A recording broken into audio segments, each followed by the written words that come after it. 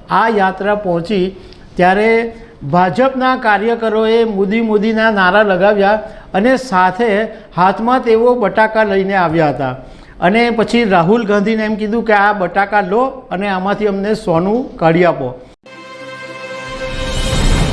નમસ્કાર દર્શક મિત્રો, કોંગ્રેસ નેતા રાહુલ ગાંધીની ભારત જોડો ન્યાય યાત્રા અત્યારે ચાલી રહી છે અને જ્યારે મધ્યપ્રદેશની અંદર આ યાત્રા પહોંચી ત્યારે ભાજપના કાર્યકરોએ મોદીના નારા લગાવ્યા અને સાથે હાથમાં તેઓ બટાકા લઈને આવ્યા હતા અને પછી રાહુલ ગાંધીને એમ કીધું કે આ બટાકા લો અને આમાંથી અમને સોનું કાઢી આપો।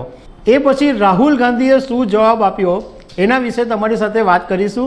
મારું નામ રાજેશ શાહ છે અને તમે જોઈ રહ્યા છો ખબર છે.com। દર્શક મિત્રો, તમને ખ્યાલ હશે કે સોશિયલ મીડિયામાં ઘણા સમય પહેલાં રાહુલ ગાંધીનો એક કથિત વિડીયો વાયરલ થયો હતો કે જેની અંદર રાહુલ ગાંધી એવું કહી રહ્યા હતા કે તમે એક તરફ બટાકા નાખો તો બીજી તરફ સોનું નીકળે, એટલે ગોલ્ડ નીકળે। હવે કોંગ્રેસે તે વખતે એવું કીધું હતું કે આ ભાજપના આઈટી સેલે ખોટો વિડીયોને એડિટ કરીને આ રાહુલ ગાંધીને બદનામ કરવાની કોશિશ કરી છે, પણ આ વિડીયો જે છે એના વિશે હજુ પણ લોકો ચર્ચા કરે છે અને આ લોકો હજુ પણ ભૂલ્યા નથી।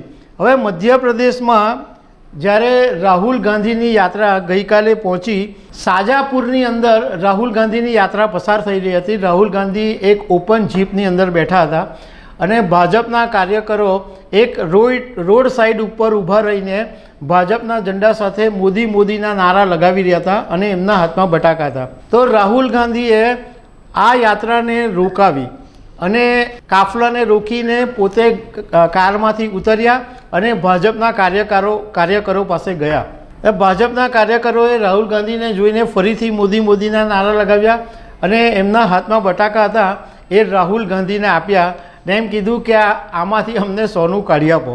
રાહુલ ગાંધીએ બિલકુલ અકળાયા વગર, બિલકુલ ગુસ્સે થયા વગર ભાજપના કાર્યકરોની સાથે હાથ મેળવ્યા અને એમને ફ્લાઇંગ કિસ આપી અને એમ કીધું કે તમે લાવો બટાકા, તમારે બિલકુલ ડરવાની જરૂર નથી, આ બટાકા હું લઈ લઈશ।